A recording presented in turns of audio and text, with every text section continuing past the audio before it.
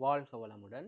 இன்னைக்கு 25வது நாள் தொடர்ச்சியாக சிரசாசனத்தை ஒரு 5 நிமிடத்துக்கு மேலே செய்கிறது மூலமாக நம்மளுடைய தலைமுடியின் ஆரோக்கியம் மற்றும் அடர்த்தியை மேம்படுத்திக்க முடியுதா, இல்லை இருக்கக்கூடிய இந்த நிலையை இப்படியே தக்க வச்சுக்க முடியுதா அப்படின்ற ஒரு சோதனை ஓட்டத்தை செல்ஃபாக நான் பண்ணிகிட்டு இருக்கேன். அதில் ஒவ்வொரு நாளும் நான் எடுத்துக்கக்கூடிய உணவு ப்ளஸ் அன்னைக்கான உணர்வுகள் எப்படி இருந்தது, இதை செய்கிறது மூலமாக இயல்பான வாழ்க்கை பாதிக்கப்பட்டிருக்கா, இல்லை மேம்பட்டிருக்கா, இல்லை எப்பவும் போல் இயல்பாகவே இருக்கா அப்படின்ற எல்லாத்தையும் அன்னன்னைக்கான வீடியோவில் பதிவேற்றம் செய்கிறது வழக்கமாக வச்சுக்கிட்டு இருக்கேன். அதன்படி இன்றைக்கான காலை உணவு அப்படின்றது தேங்காய் சாதம் நான் எடுத்துக்கிட்டேன். தேங்காய் சாதம், தேங்காய் பால் எடுத்து அந்த தேங்காய் சாதம் வந்து தக்காளி சாதம் மட்டும் பண்ணுவாங்க குக்கர்லேயே. அதில் வந்து வேர்க்கடலை, இந்த சின்ன சின்ன சத்தான கீரை வகைகள்லாம் கொஞ்சம் சேர்த்துக்கலாம். முருங்கைக்கீரை ப்ளஸ்ஸு மல்லித்தலை இதெல்லாம் சேர்த்து தேங்காய் சாதம் அப்படின்றத ரொம்ப அருமையாக காலை உணவாக எடுத்துக்கிட்டோம். அதுக்கு தொட்டுக்கிறதுக்கு எப்பவும் போல் நவதானியங்களை தொக்கு வச்சு எடுத்தாச்சு. பாசி பயிறு அப்படின்றத தொக்கு வச்சு எடுத்துக்கிட்டாச்சு. மதிய உணவு அப்படின்றது புளிக்குழம்பு, மொச்சக்கட்டை போட்டு புளிக்குழம்பு வச்சுருந்தாங்க. அதில் கத்திரிக்காயும் சேர்த்து வச்சுருந்தாங்க. உணவு எந்த அளவு இருக்கோ அதே அளவுக்கு இந்த மொச்சை ப்ளஸ் காய்கறிகள் இருந்தது. கீரை கொஞ்சோன்னு வதக்கி வச்சுருந்தாங்க, அதையும் எடுத்துக்கிட்டேன். இது எல்லாத்தையும் உணவை எடுத்து மதிய உணவு அப்படின்றத நிறைவு செஞ்சாச்சு. இரவு உணவு அப்படின்றது எப்பவும் போல் இல்லை. இன்றைக்கி வீட்டில் ஒர்க் அப்படின்றதுனால 2 நேர உணவு காலையிலையும் மதியானமும் மட்டும் எடுத்துகிட்டு இரவு நேரத்தை வந்து ஸ்கிப் பண்ணியாச்சு. அடுத்ததாக உணர்வுகள் அப்படின்னு எடுத்துக்கிட்டிங்கன்னா, நார்மலாக எப்பவும் போல் இயல்பாக தான் இருந்தது. எந்த ஒரு மாற்றங்களும் பெருசாக இல்லை, உபாதைகளும் இல்லை.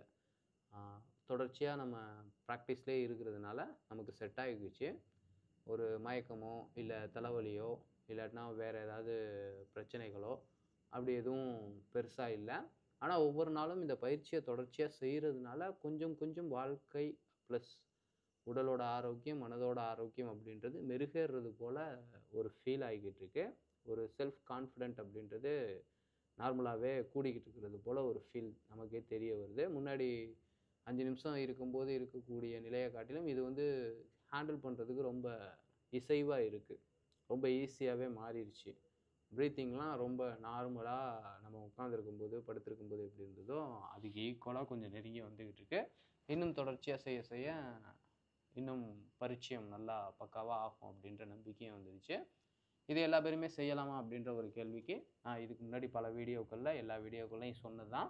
ஆசனங்களுக்கான விதிமுறைகளுக்கு உட்பட்டு கரெக்டாக கற்றுக்கிட்டு அதற்கான தகுதியோடு அந்த பயிற்சியை செய்யலாம். இல்லை தகுதி வாய்ந்தவர்களோட மேற்பார்வையிலேருந்து நம்ம இதை கற்றுக்கலாம்.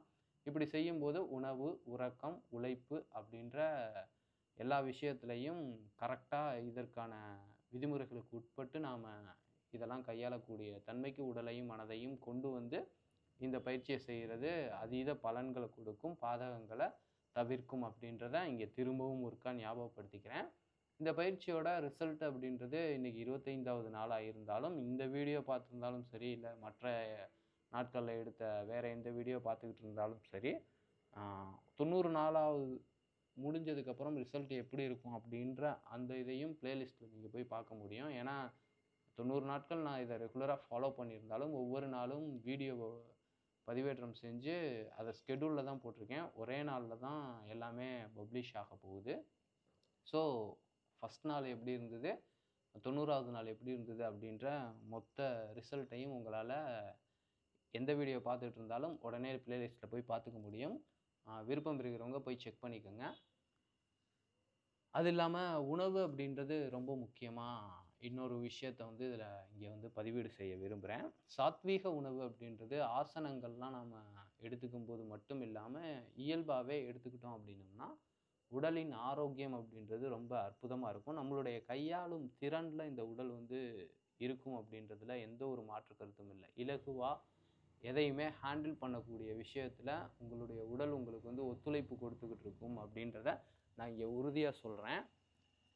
ஸோ அதுக்கு தகுந்த மாட்டம் உங்களுடைய உணவை நீங்கள் சரி பண்ணும்போதே அதுக்கு அடுத்து இருக்கக்கூடிய உறக்கம் அப்படின்றது அழகாக சீர்படும் அப்படின்றதையும் இங்கே பதிவேற்றம் செஞ்சுக்கிறேன். ஏன்னா உணவு அப்படின்றது உடலுக்கு ஆகாத நிலையில் உகந்தத்தக்க நிலையில இல்லாமல் இருந்தது அப்படின்னா நிச்சயமாக தூக்கம் பாதிக்கப்படும். தூக்கம் பாதிக்கப்பட்டுச்சு அப்படின்னா உழைப்பு அப்படின்றது சீரான முறையில் இருக்காது. ஸோ அந்த உணவை தொட்டு தான் ஒட்டுமொத்த நிலையும், அதாவது உடல் ப்ளஸ் மனம், அதை தாண்டி இது ரெண்டுக்கும் ஆற்றலை கொடுத்துக்கிட்டு இருக்கக்கூடிய உயிரின் ஆரோக்கியம், அமைதி, ஆனந்தம், இது எல்லாமே இந்த உணவு தான் அடிப்படையாக வச்சு நகருது. ஸோ உணவு அப்படின்றது சாத்வீக நிலையில் இருக்கிற வரைக்கும் இந்த 3ம் வந்து அற்புதமாக ஆரோக்கியமாக ஆனந்தமாக இருக்கும். இந்த எக்ஸசைஸ் பண்ணுறதுக்கு தகுந்த நிலையிலையும் இருக்கும் அப்படின்ற ஒன்றையும் நான் இங்கே பதிவீடு செஞ்சுக்கிறேன். ஏன்னா நார்மலாக ஏதாவது வெளியில் போகும்போது கடை வீதிகளில் இருக்கக்கூடிய விஷயத்த வாங்கி சாப்பிட்றதுனாலையோ ஏதோ ஒரு நாள் 2 நாள் ஆசைக்கு வாங்கி சாப்பிட்டாலுமே, இல்லை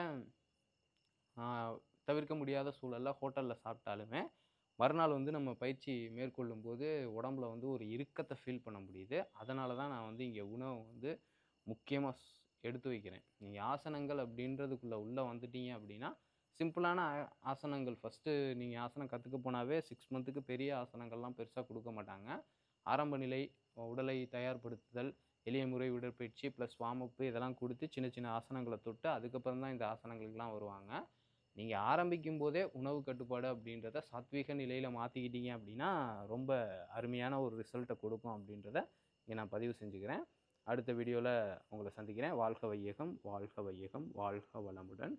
குருவே துணை, குரு வாழ்க.